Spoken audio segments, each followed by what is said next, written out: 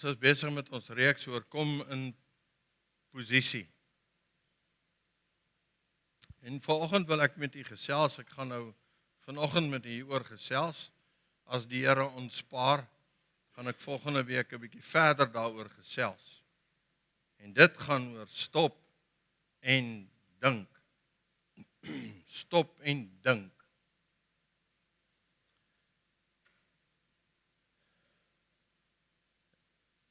Ons breine slap omtrent nooit nie. Hy's altyd aan die werk. Wel as jou brein nie altyd aan die werk was nie, was ek en jy in die moeilikheid, want dan sou ons ophou asemhaal, ons harte sou ophou klop. Daar's 'n paar goedes wat so lekker skeef loop. OK, maar baie keer is die brein ook besig met 'n klomp ander goedes. Nou eendag het Henry Ford die volgende gesê. Hy sê thinking is the hardest work there is, which is probably the reason why so few engage in it. Jy sien, dis maklik om te dink. Né? Dis eintlik ons dink nie dat ons dink nie, maar ons dink. Nou, net om puzzle te maak van dit het ek nou gesê het, laat jou al dink, né? So, dis maar hoe die koppetjies werk, ons koppe werk. En ons dink, die probleem is dat ons nie altyd 'n uitkoms kry van ons denke nie. Dit lyk min of meer so. As ons baie keer dan dink ons en dan lyk dit so, ons dink en dan dink ons as 'n antwoordjie en dan kom ons gou-gou weer terug want daar's nog 'n ietsie wat ek nog nie klaar gedink het nie. So die hele brein is die hele tyd besig om allerlei goeters te doen. So wat doen ons? Ons skommel 'n klomp inligting heen en weer hierbo. Ons skud dit net so. En as ons aan die einde daarvan kom, dan kom ons net wel by deurmekaar inligting uit. Wie van julle het al so gedink? Jy's klaar, maar jy's nêrens. Is dit nie so nie? Ja, ons dink en al wat ons doen is ons skommel net 'n klomp inligting heen en weer. En jy vat hier en dan gaan jy dink jy, ek moet nou daai dingetjie bedink en dan nee, daar's nog ietsiekie en dit laat jou weer dink aan ietsie anderster en dan hardloop jou koppietjie so voer. Nee, dan sit 'n lekker de mekaar plekkie hierbo. OK, so dis maar baie keer presies hoe ons dink in plaas daarvan dat ons gefokus net dink en ons hele brein gebruik om een ding uitgesorteer te kry en rigting te gee in ons lewens, sodat ons by transformasie uitkom. Want dit help nie, ek het 'n klomp goeters gedink en ek het nêrens gekom nie. Niks verander nie. Nie my denkpatrone nie my lewe nie my omgewing nie hoe ek voel oor die goeters nie. Dit bly presies dieselfde. So ek wil nou vandag 'n bietjie met u gesels oor dink en dan as die Here ons spaar volgende week, dan wil ek net 'n paar praktiese goeters oor dink met jou gesels. Oor hoe moet ons brein agter die mekaar kry sodat ons kan op 'n regte plekkie uitkom. Nou daar's twee soorte insette wat ek en jy in ons gedagtes het. Dis sensories. OK, en dit is nie sensories. So dis die twee insette wat ons het binne in ons gedagtewêreld in ons brein. Nou sensoriese denke is alles wat te doen het met my sintuie, né? So al hierdie waarnemings wat ek waarneem met my sintuie werk so snellers binne in my. OK? So jy sal ietsiekie sien of ietsiekie hoor of ietsie lees en wat maak jou brein outomaties? Hy gaan haal in ander plekke van jou brein inligting wat gestoor is oor daai onderwerp. Okay? En dan gaan dis wat jou gedagtes doen. Hy's die hele tyd besig om die skakelingkies te kry van waar jy hoe gedink het en gevoel het en ervaar het. Kan ek gou vra vir julle, wie van julle ouens wat hier sit, en dis nou die manne wat 'n bietjie ouer is, was op die grens gewees? As ons nou praat van grens, met ander woorde Suidwes ontplooi as in die weermag. So 'n paar manne. OK, wie van julle kan onthou Posdag? As jy nou daar in die veld sit en hulle kom aan met die pos. Kan julle dit onthou? Ja, almal onthou dit. Dis 'n baie sterk memory. En wat het jy gedoen as nou lees hulle jou naam uit? Nou gewoonlik as jy die ouens nou snaaks sou wees, sal jy moet nou 10 push-ups doen voor jy jou brief kan kry of wat ook al. Ek het gelukkig nie sulke goedjies toegelaat nie. Maar in 'n geval, jy het nou jou brief gekry. En wat is die heel eerste ding wat jy doen as jy jou brief kry? Jy ryk aan hom. Ja, jy ryk aan hom. Want jou girl het vir jou die brief gestuur. En as sy hom net so voor sy hom stuur, dan spuit sy hom so met 'n dingetjie. En dan sit sy hom daarin. So die heel eerste ding wat jy doen is jy vat hom en jy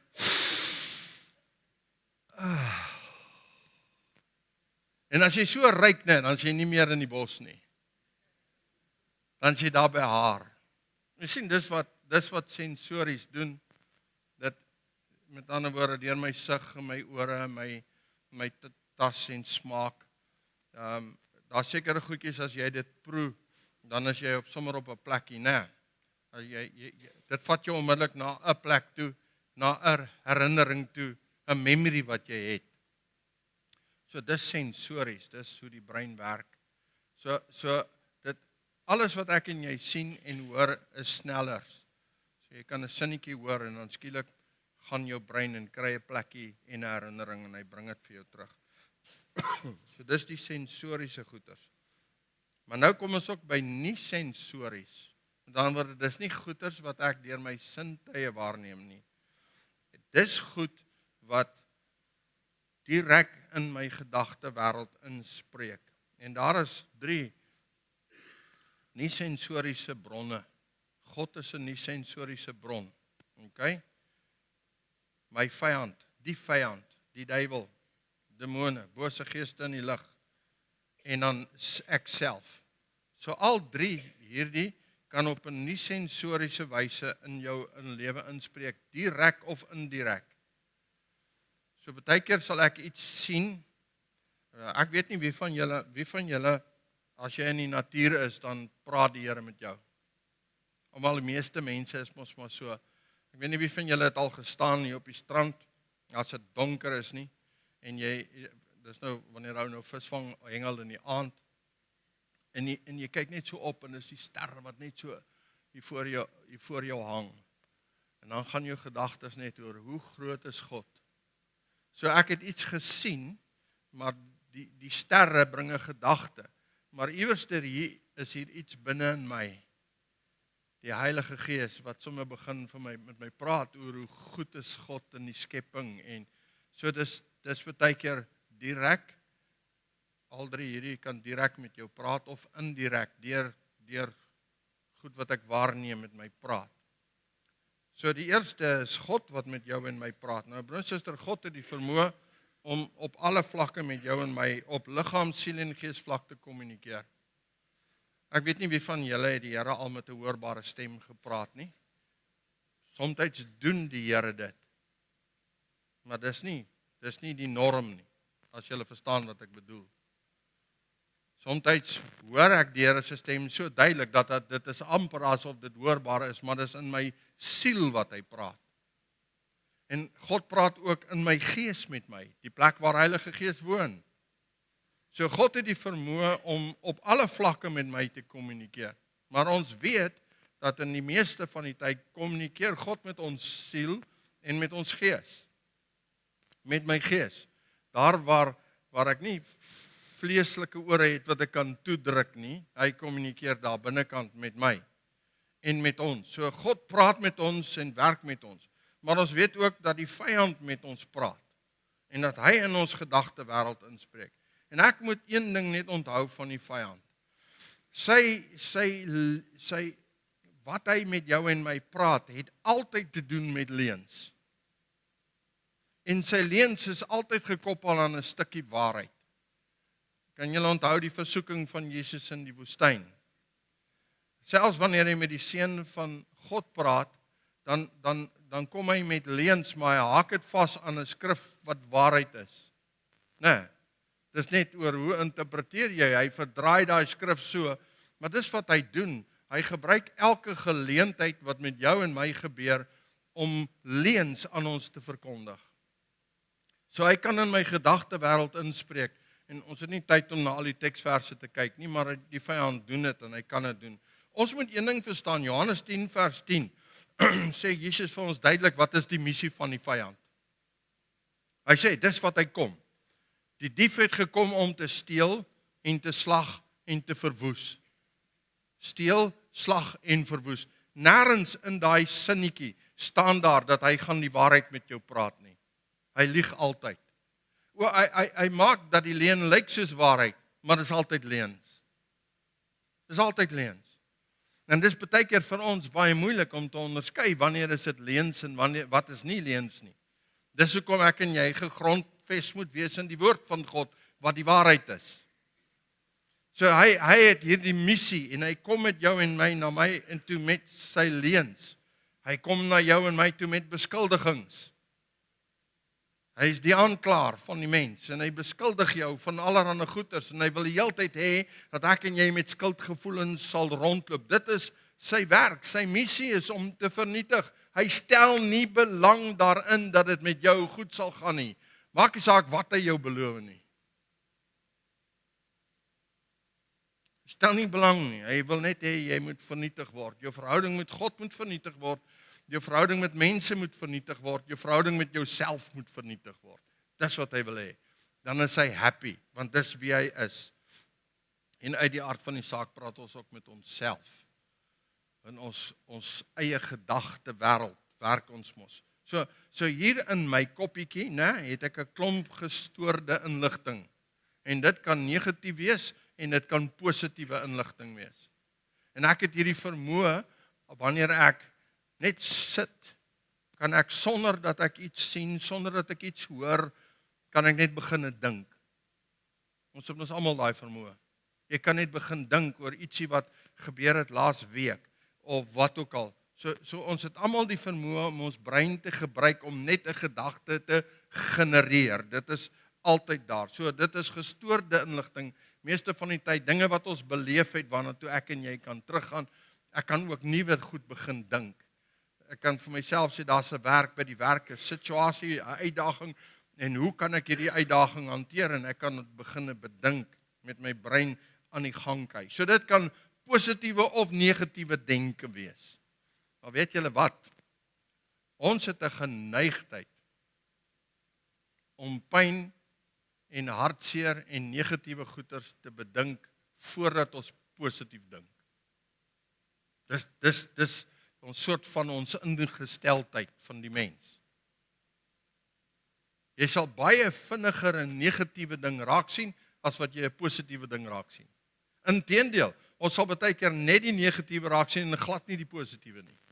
Want ons dink net nie so nie. Ons is net nie ingestel om dit te doen nie. So ons kan positief of negatief dink. Ons het ook 'n verbeelding. Wie van julle het 'n verbeelding? Ek sal so hoop, Wie van julle bou ligkastele? Okay, ja, jy droom. Net nie droom om die lotto te wen nie, jy gaan dit nie regkry nie. Okay. So jy het 'n verbeelding en jy verbeel jouself. Ons het almal daai make-believe wêreld waarin ons almal kan leef wat hier in jou verbeelding is. Party mense sin is net baie ryk en baie erg, en party mense moet net nie daarin vasgevang word en in daai wêreld leef nie. Daai wêreld is nie 'n werklikheid nie, hoor. Okay, so die maatjie wat jy al van skooltyd af saam met jou laat kom nog die hele tyd, hy is nie 'n werklikheid nie. Hy's hier binne in jou brein iewerste. Een of ander tyd moet jy vir hom babai sê en hom vervang met 'n regte maatjie. Okay, so dit is maar hoe die lewe werk. Okay, so ons het ook denkpatrone. Nou denkpatrone is die manier hoe ek en jy dink. Die slim mense sê, as ek nou vir julle so kan verduidelik. Hier is paadjies in ons brein. Kom ons noem dit maar 'n paadjie, dis vir my makliker om dit so te verstaan. Party paadjies is geteer en is lekker breed. En party paadjies is baie nou en toegegroei. Okay, dit lyk amper soos hierdie. Dit lyk amper soos so ietsie. Okay? Hier is nou die teerpaadjie, hy's lekker geteer en hierso is die die moeilike paadjie, hy's nat en modderig en toegegroei. Okay. As jy nou moet kies, as albei hierdie paadjies by dieselfde bestemming uitkom, as jy nou moet kies, watter paadjie gaan jy loop? Natuurlik die breë teerpaadjie, want dit is gemaklik en is lekker. Dit is maklik om hom te loop. Ek en jy moet ietsie verstaan van hierdie brein van ons. Dit volg die pad van die minste weerstand. Elke gedagte vat die pad van die minste weerstand. 'n Paadjie wat jy baie loop, is makliker om te loop as een wat jy net so af en toe loop. Dis soos daai. Ek moet net een ding verstaan, alle teerpaaie het begin met 'n veld wat toegegroei was. So, wat doen ek en jy in hierdie koppietjie van ons? Ons hoor 'n ding. Iemand sê vir my, en baie keer begin hierdie goeters baie klein, van kleins af met ons. Iemand sê vir my, kom ons vat 'n voorbeeld van 'n kind. Hier's nou 'n verhoogietjie. Hier staan 'n seentjie wat nou so groot is. Staan hy en ek staan nou hier by hom en as hy wil afspring, dan sê ek vir hom nee, jy kan nie afspring nie, dis te hoog. So wat maak hierdie kind? Hy kyk daarna onder toe en hy sê dis te hoog. Ek kan nie hier afspring nie. So hy gaan nie hier afspring nie, want ek het vir hom gesê. So elke keer as hy hier kom, wat loop hy? Hy loop dieselfde paadjie in sy kop van ek kan nie hier afspring nie, hierdie is te hoog. So stadig gaan leer hy, dit is te hoog. En dan sê ek vir hom nog iets, ek sê vir hom, jy moet versigtig wees dat jy nie seer kry nie. So wat maak ek met hom? Ek maak hom versigtig en ek maak hom bang vir te hoog. So hierdie paadjie in sy kop word die hele tyd geloop. En oral te gaan as hy daar buitekant loop of speel en hy hardloop, dan sê ek vir hom, pas op daar, jy moet pas op vir die karre, jy pas op vir hierdie ding, pas op vir daai ding. Moenie hierdie pad, moenie hier so loop nie, dat jy gaan seer kry. Moenie hardloop nie, jy gaan val. En wat is ek besig om te maak? Ek is 'n ouer en wat ook al. Ek is besig om in hierdie kind se denke 'n pad te vorm. Die pad van dit is te hoog. Ek moet bang wees, ek moet versigtig wees, ek mag nie waag nie. 'n Ander seentjie hardloop en hy hardloop of 'n dogtertjie hardloop en spring en hulle sal spring tot daar en sal daar land, dan maak hulle nog so 'n rolletjie na hol. Twee verskillende mense, maar wat het gebeur? Hierdie een persoon, een kind is so gerig in hulle denke dat hulle hierdie paadjie het al 'n highway geloop. En elke keer as hulle by 'n plekkie kom waar daar iets gevra word dat hulle sal waag, dan waag hulle nie. Hoekom nie? Want die brein loop outomaties die hoofpad, die geteerde pad. So ek kan nou hier staan en ek kan vir die kind sê, luister, jy is sterk genoeg man, dis mos nou nie hoog nie, jump off. En wat gebeur nou outomaties binne in sy brein? Skielik sê ek vir hom, hy moet hierdie paadjie begin loop. En dis 'n bos, en dis 'n onbekende plek, en hy wil nie daai pad loop nie, want die gedagtes volg die pad van die minste weerstand. En binne in ons koppietjies as mense, sit daar baie sulke goedjies.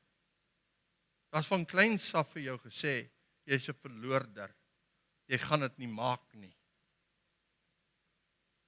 Jou ma en pa dalk vir jou gesê, ag man, jy is niks werd nie. Kyk, jy kan nie eens dit reg kry nie. En 'n onderwyser by die skool het dit gaan bevestig vir jou met hulle woorde en vir jou gesê, jy gaan dit nie maak nie, jy's nie goed genoeg nie. En skielik, wat het jy gedoen? En onthou, by elke gebeurtenis, elke dingetjie wat gesê word, is die vyand onmiddellik daar. En hy's besig om te wag vir 'n geleentheid om in jou lewe in te spreek en vir jou 'n leen te gee. Sien jy? Hulle sê jy's niks werd nie, so jy is niks werd nie, man. En skielik begin hierdie gedagtetjie kom, en hoe meer ek hierdie gedagte van ekke is niks werd, ekke kan nie, ekke gaan dit nie maak nie. Hoe meer ek hierdie paadjie loop, hoe meer geteer raak hy. Sodat wanneer eendag iemand na my toe kom en my sê, man, nee man, jy's sterk en jy kan dinge doen, man. Jy's nie 'n niks werd nie. Kyk wat sê die woord van God vir jou hieroor. Dan is hierdie teerpad so gemaklik om te stap, want dis waar my kop gaan net. My denkhardloop is die maklikste pad om te loop. Dis hoekom baie van ons sukkel om denkpatrone verander te kry. Want we have reinforced it so many times. Ons het dit oor en oor en oor en oor bedink. Soveel so dat dit is nie, daar's nou 'n snelweg, is nie net meer 'n teerpaadjie nie. En is so maklik om op die snelweg te hardloop, ek bedoel, dis oop. As ek in my denke wil verander, wat ons baie keer wil doen, ek wil anders te dink, ek wil anders te voel, ek wil anders te reageer, dan beteken dit ek moet nou hier na die ander paadjie toe gaan en ek moet nou, nee, maar hier is bos, en my skoene gaan vuil word, en my voete gaan vol modder word, en is bosse. Maar ek en jy moet een ding verstaan, alle paaie was een of ander tyd 'n bos. So as my negatiewe denkraamwerk, my negatiewe manier van my reaksies en my denke oor 'n spesifieke saak, daar is, dit kan verander word. Daai paadjie kan ook 'n hoofweg word. Ek moet net aanhou om hom te loop. Oor en oor en oor. Kom ek vra vir julle 'n vraagie, met die prentjie nou daar. As ons ophou om die pad te gebruik, niemand ry daar nie, niemand loop daar nie. Hoe gaan dit oor 20 jaar vanaf lyk daar? Dan gaan hy toegegroei wees. Die teerpad gaan stikkend wees. Bosse sou ingekom het en oorgegroei het. As ons te besluit om skielik nie meer daai pad te vat nie, maar die pad, dan beteken dit oor 20 jaar is daar so 'n teerpad daar. Dis dieselfde met jou en my denke. Presies dieselfde. Ek moet net aanhou om die regte ding te bedink. Dan sal ek daar uitkom. Dis wie ons is as mense. God het ons so gemaak. Daar's goed wat met jou en my gebeur, wat gedagtes in ons opwek.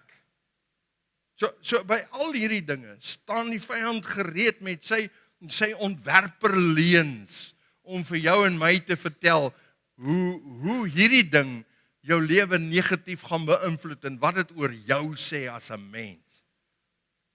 Hy stel nie belang, die vyand stel nie belang daarin dat ek en jy 'n wenner sal wees nie. Hy stel nie belang dat daardie vers wat in die woord van die Here staan, ons is meer as oorwinnaars deur Christus wat ons liefhet, waar sal wees in my lewe nie. Hy stel nie daarin belang dat ek en jy sal leef op 'n plek waar ek die beeld van Christus in my gestalte vind en ek groei en ek begin lyk en doen en leef soos Jesus nie. Hy stel glad nie daarin belang nie en hy sal alles in sy vermoë doen om te keer dat jy daar uitkom. Maar hy doen dit hier. Hy doen dit hier in ons denkwêreld. En as ek nie daarop ingestel is om dit te kyk nie, dan moet ek onthou, een of ander tyd gaan ek eindig op die plek waar hy wil ek moet wees. En ons moet vir die Here vra om ons te help daarmee. So ons moet onthou, nie elke gedagte is van jou af nie.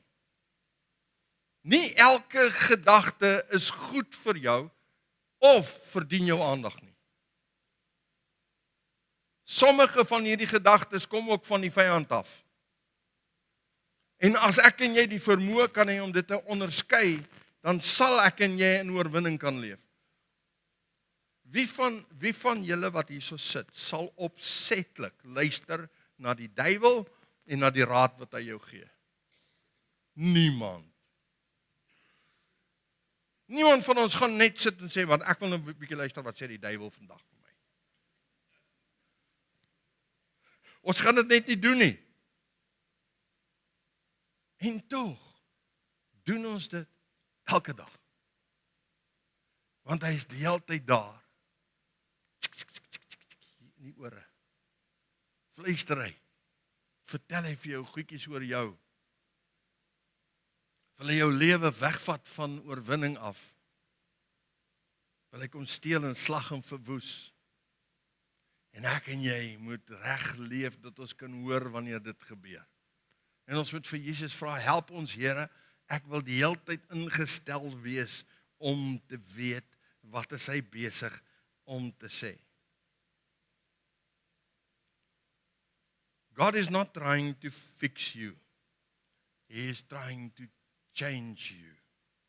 You don't need a new situation, you need a new mind.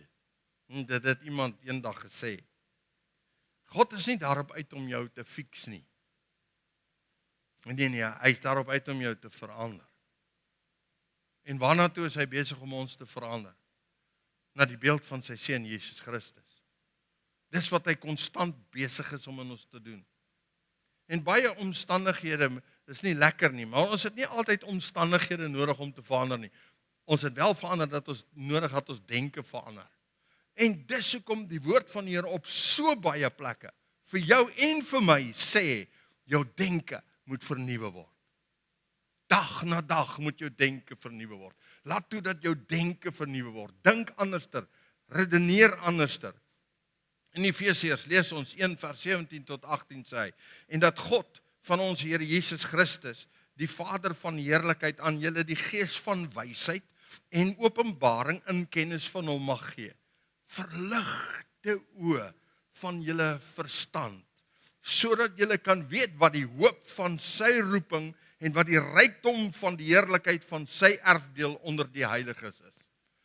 Ek en jy moet gaan, vat hierdie versie en gaan sit voor Vader, gaan sit voor Jesus, gaan sit voor Heilige Gees en sê, Here, ek loop nie hier voordat my verstand se oë nie verlig is nie. Want u woord sê, u gee dit vir my, want sonder dit is ek uitgelewer aan die werk van die vyand.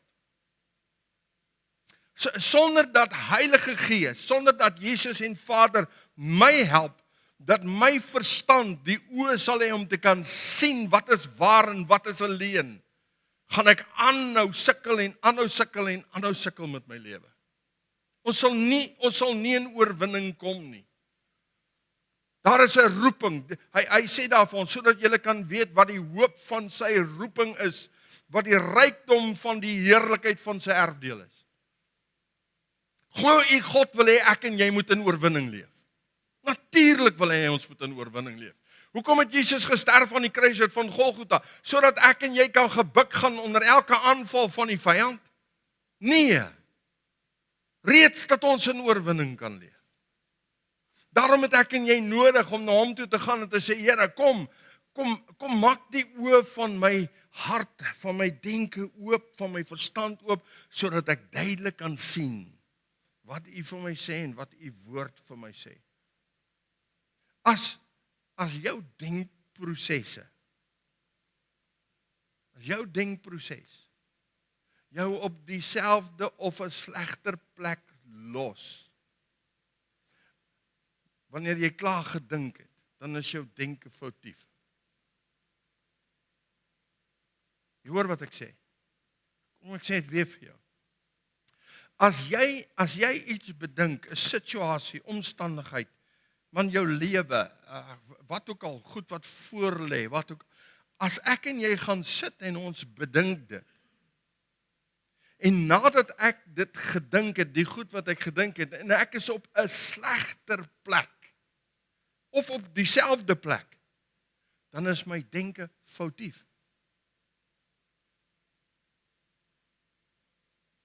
Dis nie die denke wat God wil hê jy moet dink nie. As jy moedeloser is, as jy dieper in 'n gat is, as dit erger gaan na jou dinkery, en dan moet jy anders begin dink. Want daardie gedagtes wat jy dan dink, is die gedagtes wat die vyand jou gee om te dink. Jy is besig om die ou paadjie te loop, die hoofweg wat geteer is van negatiewe denke, van negatiewe redenasies oor jouself of oor die lewe. En die pad wat God vir jou baan in die woord van die Here, dit loop ons nie, want dit is 'n moeiliker pad om te loop. En jy moet een of ander tyd vir jouself sê, stop hier. Dit stop vandag. Suster, weet jy wat, ek het myself al gevang baie keer. Ekskuus. Dat iemand iets sê of iets gebeur, ietsie ding. Dan begin 'n mens mos so dink, né? Okay? En wat maak jy? Dis soos 'n spiraal wat so draai. En hy begin net en hoe nader onder toe gaan, hoe vinniger spin die ding. Jy's naderhand heeltemal buite beheer uit. Dat ek vir myself moet sê, stop, nou. Stop. Want hierdie is nie van God af nie. Dis nie hoe denke van 'n mens werk wat deur die Heilige Gees vervul is nie. Dis nie hoe 'n wedergebore, geesgevulde kind van God wat die Heilige Gees inwonend is, dink nie. Stop dit. En ek moet dit vir myself sê, stop net daar. Hierdie is nie van God nie. Hierdie ruk hande uit. En die een, dis soos daai prentjie in die begin, die een gedagte hardloop na die ander een toe, hardloop na 'n ander een toe, hardloop na een toe. En ek het genoeg daai highway geloop om maklik te loop, dat ek moet sê, stop dit hier. Wat sê die woord van God vir my? En as ek en jy dit nie aktief doen nie, het ons 'n probleem. Daarom sê ek, stop en dink. Moenie net laat jou kop hardloop met jou nie. So ons denke moet verander en vernuwe word. Elaine de Botton het gesê, an inner voice is always an outer voice that got internalized. Dis hierdie stemmetjies wat ons hoor, wat ons hier binne kan kom berre. En dan word dit ons gedagtes, en naderhand is dit ons waarheid. Ons glo die goed, ons dink die goed, want dis ons waarheid. En wie sê dit is waar? En ek en jy moet op daai plekkie kom waar ons sê, Here, kom help ons. Spreuke 23:7 sê hy, want soos hy in sy siel bereken, so is hy. Dit wat ek en jy dink, dit is ons. Jy is wat jy dink. Gaan dink net 'n bietjie daaroor. Ja. Maar dit is 'n moeilike proses, die dink. Ja. Want jy moet gaan sit net en vir jouself vra, hoekom is ek waar ek is? Want jy jouself tot daar gedink.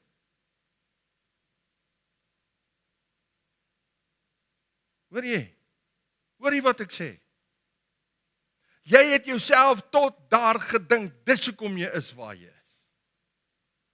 Maar weet jy wat? Luister gou mooi. Ek kan my denke verander.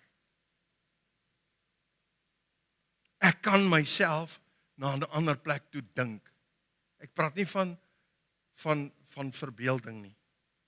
Wensdenkery nie. Ek praat van die bedink van die waarheid van God se woord. Van dit wat werklik is. Jy sien ons stap langs iemand verby en ek groet en die persoon groet my nie en onmiddellik wat gebeur hier? Maar hierdie persoon hou nie van my nie. Wat het ek nou gedoen? Het ek iets fout gedoen? Onmiddellik, die vyand man, hy sit net daar, hy wag net vir daai geleentheid. Ag, asseblief moenie hom groet nie. Asseblief moenie hom groet nie. En dan gaan die ou verby jou en sê, "O, hier is my geleentheid." Sien jy wie's hy ou? Hy is sommer snop. Dis mos wat ons dink, né? En skielik hardloop die breintjie. Maar jy sien, want die vyand gebruik goed oor en oor en oor en oor en oor en oor en oor. En elke keer dan lê hy dit net nog 'n bietjie vas. As jy nie stop nie. As jy nie stop en dink nie, dan gaan jy dit net toelaat dat hy aangaan en op 'n of 'n dag het ek en jy 'n probleem. So toets jou denke. Toets jou denke konstant. Vra die Here om vir jou die onderskeidingsvermoë te gee, daai verligte oë van jou verstand om jou eie denke te kan meet. Om die ingesteldheid, as ek dit so vir jou kan stel, om die ingesteldheid te hê, om die alarm te hoor afgaan. wanneer jy besig is om nonsens te dink. Dat ons daai ingesteldheid sal hê, Here, Heilige Gees, ek wil op die plek leef waar ek wanneer hierdie negatiewe denkraamwerk begin, wanneer dit hier loshakkie bo, dat die alarmklokke sal afgaan en ek sal sê stop. Bedink hierdie ding logies. Jy sê, maar as ek dit wil doen, dan moet ek ook natuurlik uit die hart van die saak die woord in my hart bære, sodat die waarheid kan na vorentoe kom in my hart en in my lewe in. Proverbs 4:23 says, keep your heart with all vigilance, for from it flows the spring of life. En as hy praat van hart, dan praat hy van jou denke, jou ek, daar waar ek is. Hou dit, want daaruit vloei die lewe. Mense, ons dink wat ons is wat ons dink. So stop dit, moenie net toelaat dat jou denke met jou weghardloop nie. In Markus 4:23-24 sê, elkeen wat oor het om te luister, moet mooi luister na wat ek sê. Luister mooi, dis nou in die boodskapse vertaling. As jy luister mooi na hierdie dinge wat julle by my hoor, gaan Jesus aan. God sal kyk hoe julle luister. Hoe beter julle luister, hoe beter sal God julle help verstaan. Hy sal julle help om self meer te verstaan. Ek en jy kan na die woord toe gaan en ek kan vir die Here vra, help vir my, Here, dat hierdie woord, die waarheid van hierdie woord, wat hier binne gebêre is, my help, dat wanneer ek hier nonsens dink, wanneer ek hier verkeerd dink, wanneer hierdie koppie begin spin, dat ek sal stop, dat die waarheid wat hierin is, dit sal aktiveer hier binne in my gedagtes, sodat ek beheer kan vat oor my denke. Jy moet dit toets. Ek kan nie net toelaat dat ek aanhou dink soos ek dink nie. En dit sluit alles in. Ons het ook gepraat oor hoor en sien. Net ek gesê ons het vooroordele. Daar's baie van ons vooroordele wat ons het, wat gebaseer is op leuns. Jy sien, elke vooroordeel wat ek in my lewe het, is 'n teerpaadjie wat maklik is om te loop. En ek moet dit toets. Ek moet dit konstant toets.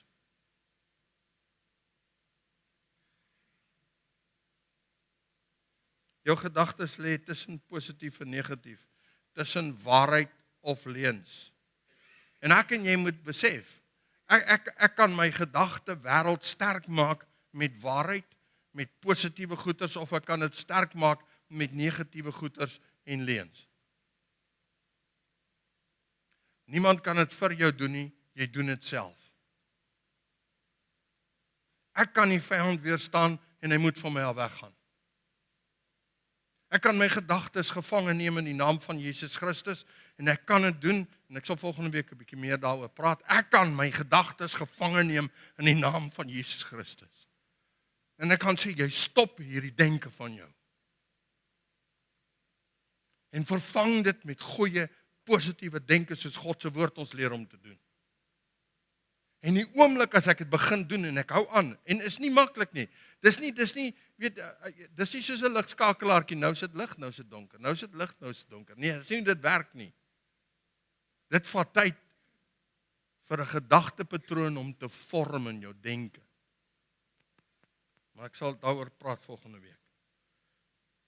So no one can learn what he already thinks he knows. Epictetus het dit gesê, een van die slim manne van die verlede. Jy sien, dis ons probleem baie keer. Ek dink mos ek weet. Wie van julle het al gesê, maar ek weet mos. Ek weet hoe dit gedoen moet word.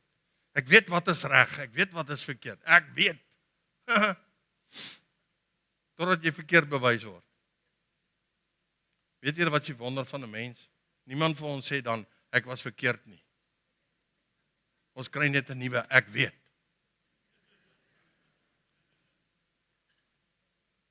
Ons is eintlik funny, ons mense. Jy sien, ons of ander mense is die verkeerde bron van maatstaf, van wat is positief en wat is negatief, van wat is waarheid en wat is leuns. Die woord is baie duidelik, ek en jy moenie steun op ander se insig nie. Ons moet steun op sy insig en sy wysheid. Ek kan nie eens op my eie insig steun nie. Broer en suster, ons het die vermoë om vir onsself te lieg. En baie keer in ons, as daai teerpaadjie van my gebou is op verkeerde negatiewe gedagtes, die oomblik as iemand vir my iets sê wat positief is, dan sny ek dit sommer onmiddellik af, want dit is nie op my van toepassing nie, want dis my brein. Daarom het ek nodig dat die Here my help. Ek en jy kan dit nie op ons eie krag en ons eie vermoëns doen nie. Ons kan nie ons denke self verander nie. Ek kan 'n keuse maak. Ek kan 'n keuse maak om te wil verander, maar ek kan nie op iemand anders steun nie.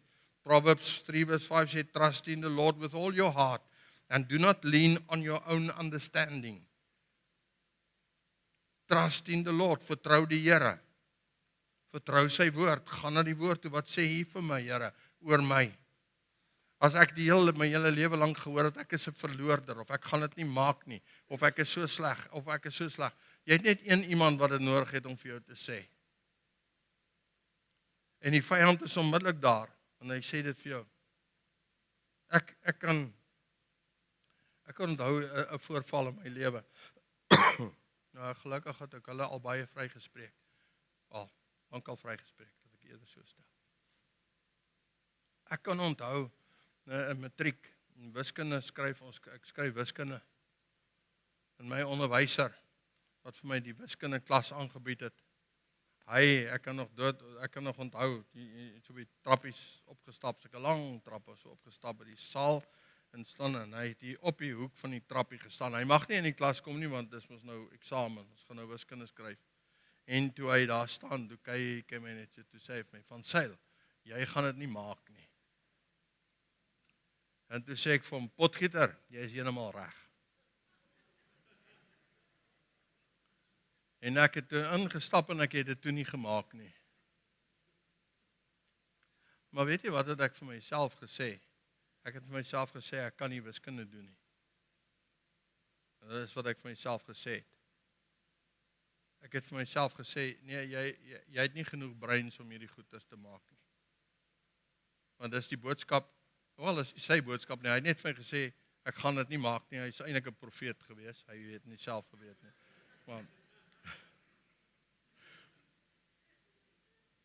Maar ek was 2 jaar in sy klas, so hy het presies geweet waarvan ek praat.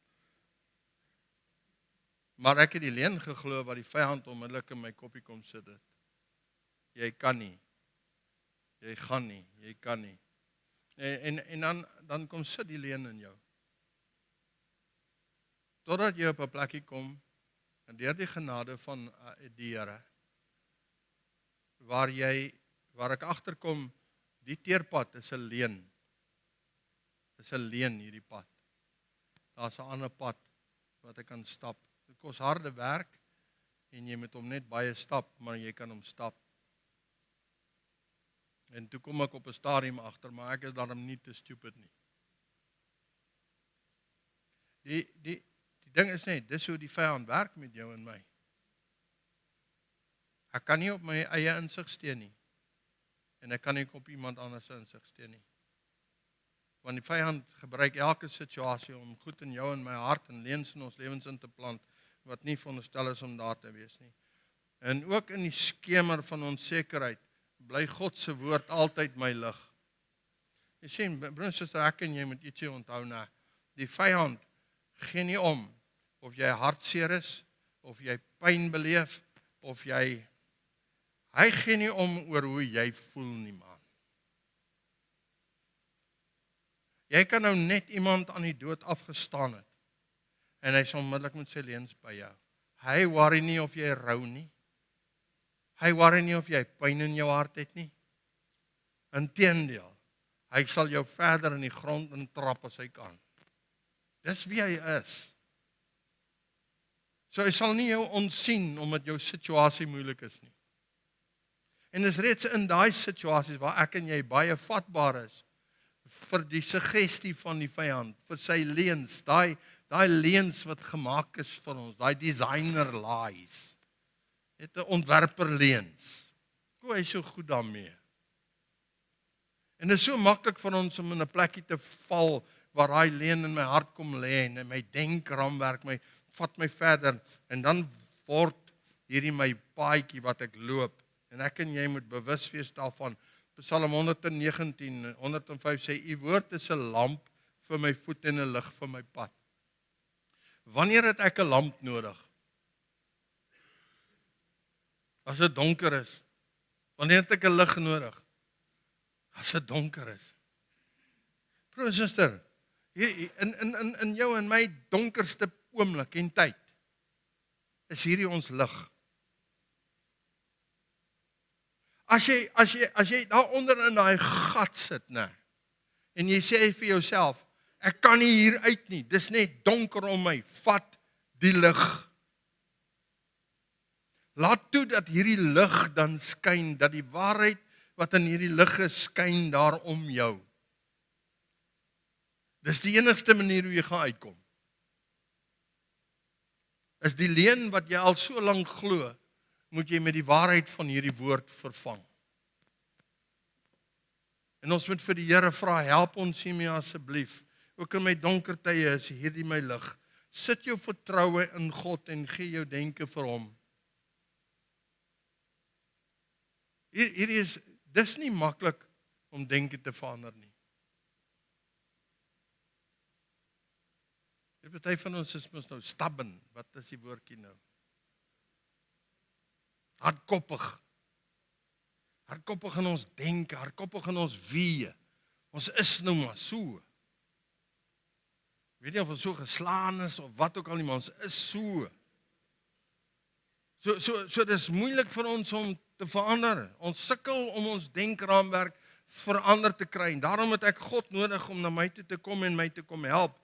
In Psalm 25 verse 5 he says, lead me in your truth and teach me, for you are the God of my salvation. For you I wait all day long. Lead me in your truth, Lord. Dis wat Heilige Gees met kragte vir jou en my kom doen, as ons net bereid is om te luister. As ek net bereid is om stil te raak en te sê, Here, ek weet, hier binnekant is dit nie mekaar, ek weet nie hoe nie, maar ek het nodig dat U woord my kom leer. Ek het nodig dat U in my hart en in my lewe gaan inspreek. Laat die Here toe om in jou lewe in te spreek. Dis wat hy wil doen. Meet jou denke aan die maatstawwe wat God vir ons gegee het.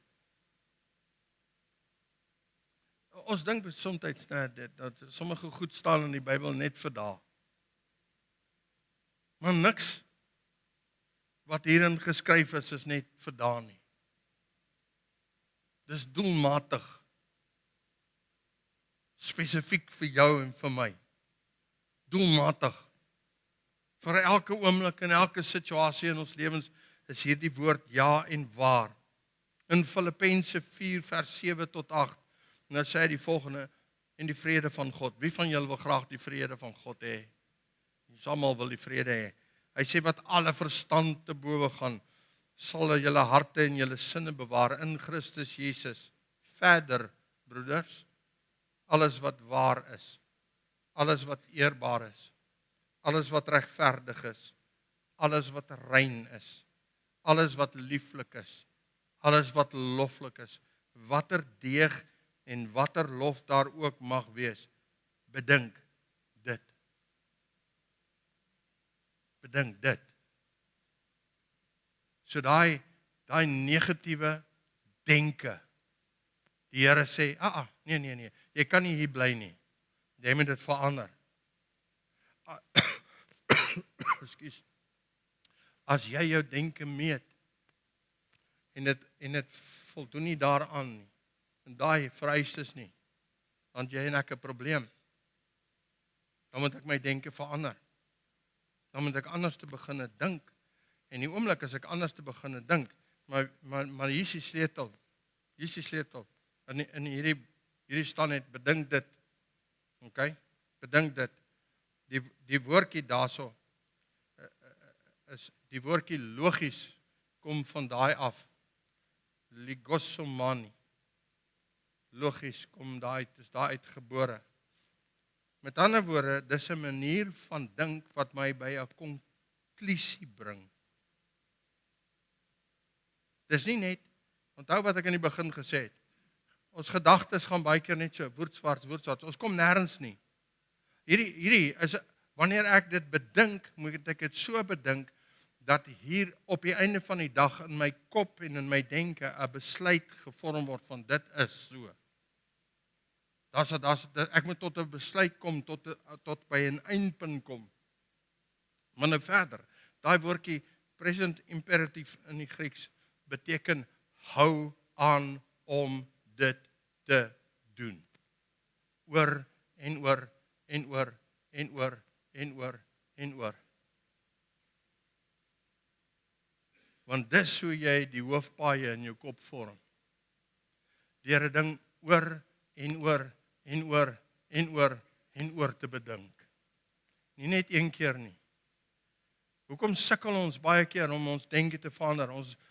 Hier's 'n slegte gedagte, negatiewe gedagte, en ons dink hierdie positiewe ding. En dan los ons hom. Wat is die volgende logiese ding as ek in 'n situasie inkom en hierdie is nie snellertjie, dan as ek weer daar. Hoekom? Want dis my highway. I follow the way of least resistance. En ek moet hierdie ding verander. Ek moet hierdie pad afbreek en ek moet 'n nuwe pad bou met God se woord. Dit bedink die goed. Hy sê hou aan, hou aan, hou aan, hou aan om dit te bedink. As daai negatiewe gedagte by jou opkom, sê jy stop dit. Ek gaan nie hierdie gedagte bedink nie, ek gaan nie hierdie pad loop nie. In die naam van Jesus Christus, vervang dit met die waarheid van die woord. Bedink dit. Gaan sit, bedink dit. Bedink dit. Dis wat jou oorwinning gaan wees. So wees bewus van jou eie denke. Proverbs 16:25 said there is a way that seems right to a man, but its end is the way to death.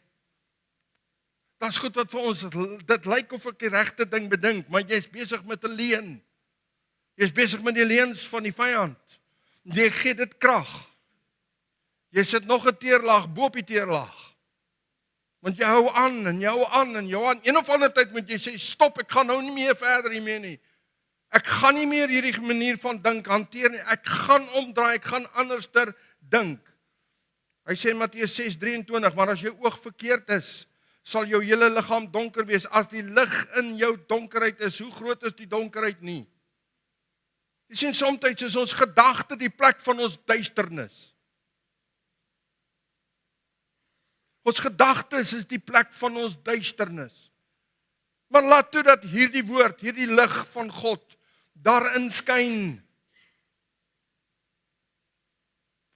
Dat dit die duisternis verdryf en jy 'n nuwe denke, 'n nuwe manier van dink kry. In James 3:13-17, ek lees net daar by vers 15, hy sê, this is not wisdom that comes from above. Daar is goed wat vir ons lyk na wysheid, maar dit is demonies. Dis die vyand. En ek en jy moet leef op die plek waar ek sê, Here, ek wil nie ingesluk word deur hierdie patroon van dink nie. Ek wil wegdraai daarvan en ek wil by oorwinning uitkom. En ek gaan afsluit met die beginsel van saai en maai in jou denke. You don't become what you want, you become what you consume. Kyk hierso man, jy kan vir jouself sê, ek wil 'n oorwinnaar wees. Maar as jy bly dink soos 'n verloorder, gaan jy 'n verloorder bly. Dit is net so eenvoudig as dit. Want net wat jy saai, sal jy maai. Is dit nie wat die woord van die Here ons leer nie? Galasiërs 6:7 moenie dwaal nie. God laat hom nie bespot nie, want net wat die mens saai, sal hy ook maai. In jou gedagtewêreld is dit dieselfde wet wat geld. As ek negatiewe, afbrekende gedagtes die konstant hier binne in saai, wat gaan ek maai? Ek gaan die gevolge van daai gedagtes maai. Die diep donker gat. As jy aanhou, dan eindig jy daaronder in depressie.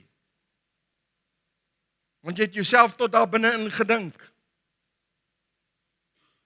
En wat ons saai, dit kom op in ons harte. Die saad wat jy insit bepaal die vrug wat opkom.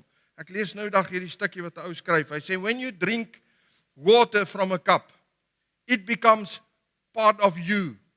When water falls on you like rain, it evaporates in a few minutes later.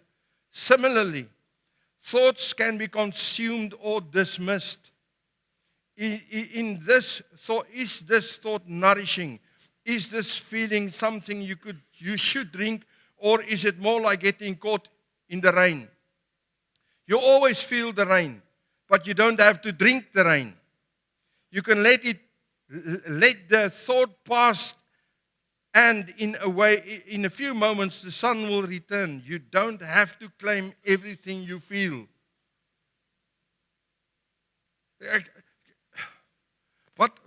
Wat hierin is, nou, ek kan dit oor my uitgooi, en ek is net nat.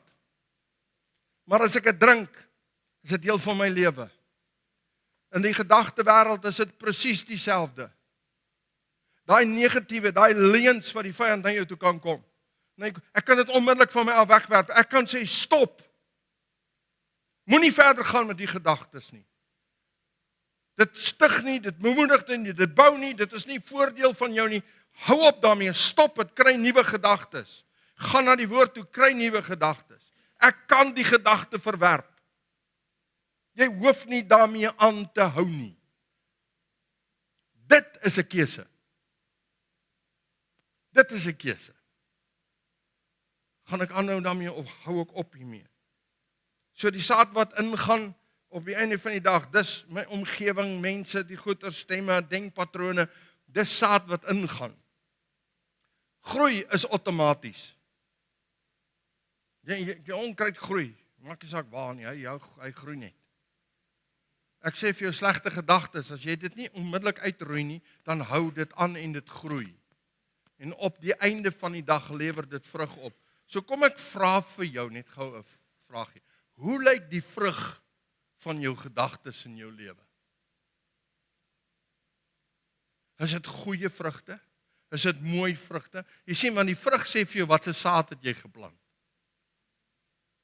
So as jy die hele tyd in 'n gat is, as die hele tyd negatief is, as jy voel jy's 'n verloorder, as jy al hierdie goeters wat in ons manifesteer in hierdie lewe wat ons uitdrukking aan gee in ons emosies en in ons dade en in destruktiewe gedrag, as hierdie goed waar is in my, dan beteken dit daar's 'n bron. Daar's 'n saad.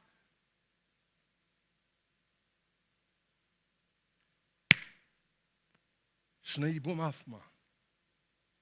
Plant nuwe saad.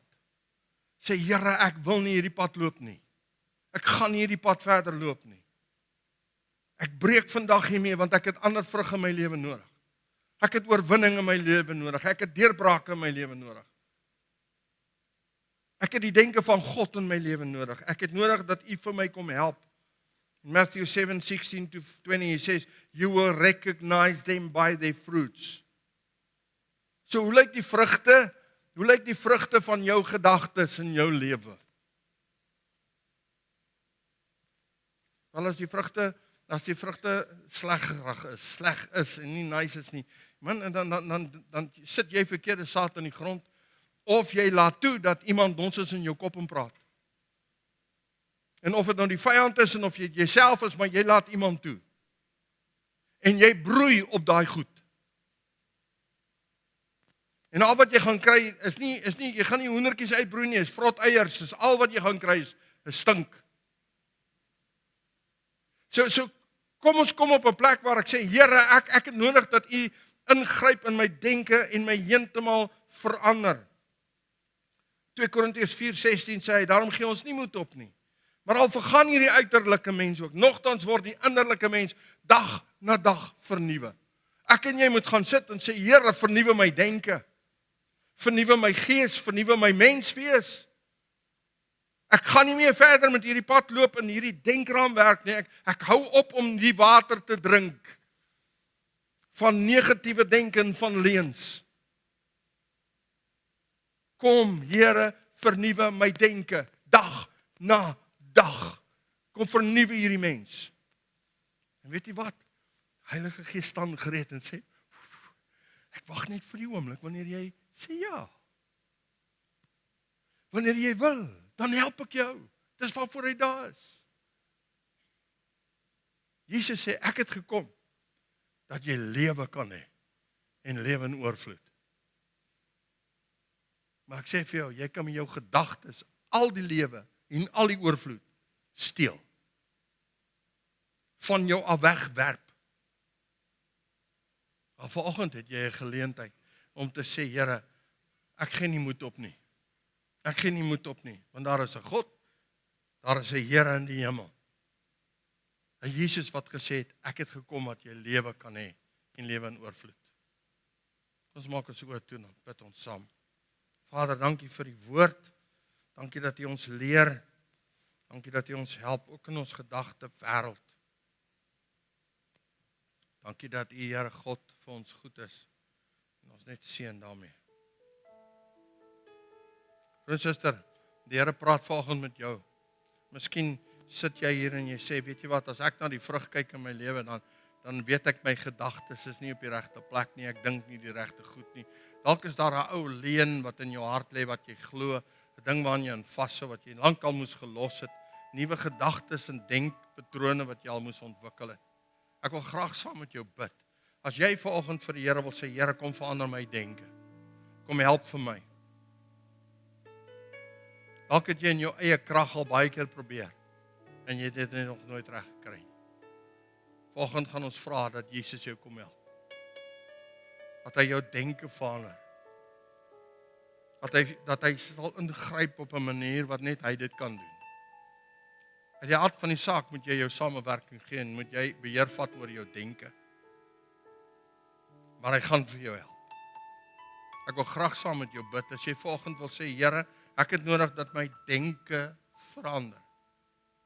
Ek het nodig dat U my kom help. Staan gou op jou voete en sê dit net vir hom, Here, hier is dit. Ek bring dit vir U.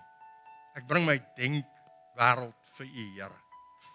Ek bring my manier van dink, Here. Ek bring wat ek dink vir U. Kom gee ek vir U. Ek gaan nie meer verder met hierdie gedagtes loop nie. Ek gaan nie meer dat dit oor my heers nie. Ek weier om hierdie teerpad verder te stap vandag, Here. Vandag kies ek. Ek kies om 'n nuwe pad saam met U en U woord te loop. Here, U sien elke man en vrou. U ken elke hart, U ken elke gedagte, wêreld. U ken die gedagte patrone wat ons al in groot hoe wie verander het in teerpaaie in ons lewens. En ons weet dis nie reg nie, ons weet dis verkeerd. So ons kom staan nou in die naam van Jesus. Kom bid ek U, Here, bonatuurlik. Bid ek U dat U bonatuurlik sal ingryp. As die Here God en Koning wat ons brein geskep en gemaak het. Dat U daardie ou denkpatrone sal afbreek en verbreek in die naam van Jesus Christus.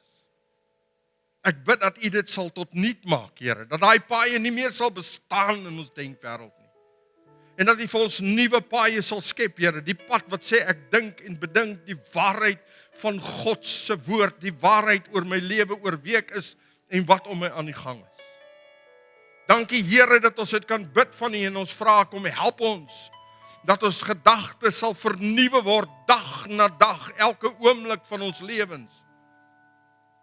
Here, dat alles wat goed is en mooi is en rein is en aan U welbehaaglik is, dat ons dit sal bedink, Here, konstant, dag na dag. Ons dankie dat U dit doen. Ons dankie dat U ons daarmee help. Ons eer U daarvoor. Ek kom staan teen elke effek van negatiewe denke, Here. Ek kom staan, Here, in die naam van Jesus Christus teen elke stukkie negatiewe saad wat in 'n hart ingesaai is, en ek bid U verwyder daardie saad. Here, U kan die wese van 'n boom verander. Daarom bid ek, verbreek dit, Here, verander daai slegte saad in goeie saad, Here. Verander die boom, verander hulle vrugte in Jesus naam. En ek dank U dat U dit doen. Dankie, Here. U is 'n goeie God en 'n wonderlike koning. Ek eer U en ek loof U daarvoor. In Jesus se wonderlike naam. Amen.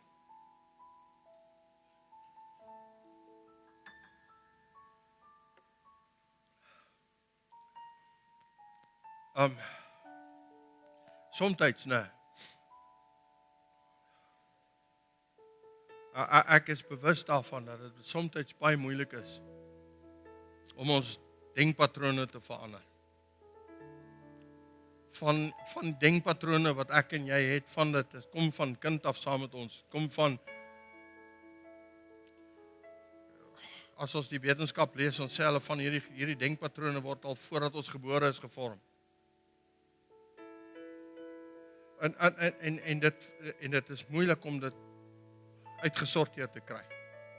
So ek wil jou aanmoedig, ek kry hulp, praat met iemand, gaan sit, somtyds is dit moeilik vir ons, om ons negatiewe denke te kan identifiseer. Ons is so gewoond daaraan, dat dit sit so vas aan ons lyf, dit voel al soos ons klere. En ek en jy moet op 'n plek kom waar ons dalk net sê, Here, ek het iemand nodig om my te help, soos wat hy eie so laagie vir laagie skil. Ek het nodig om iemand wat my moet help hiermee. So kry hulp. Ons het 'n beradingsspan mense wat jou kan help daarmee. Moet net nie aanhou waar jy is as jy in hierdie goed vasgevang is, in negatiewe denke vasgevang is nie. Moenie teruggaan op die ou pad nie. Jy het volgende keuse gemaak. Here, ek maak 'n keuse om 'n nuwe pad te loop. So kom ek vra vir jou, in hierdie week, wanneer gaan jy in posisie kom? Wat gaan jy doen in hierdie week? Om vir jouself te sê, Here, ek gaan een of ander tyd in hierdie week gaan ek sit, en ek wil hê jy moet nou die keuse maak. Terwyl jy hier sit, terwyl jy na luister, maak die keuse om te sê, Maandag, Dinsdag, Woensdag, maak jy sê, wanneer ek gaan een of ander tyd, maak die keuse vir 'n tyd, wanneer jy gaan sit met die Here met hierdie gedagtes. En jy met hom gaan praat. So wat gaan jy doen wanneer jy daar is? En wat verwag jy moet gebeur? Jy moet vir jou, maak 'n besluit hier binne. Anders oor 2 weke is jy presies waar jy is. So as jy nie werk maak af van, jy moet werk maak af van. So deur die genade van die Here sal ek volgende week die tweede deel hiervan praat. Meer prakties praat.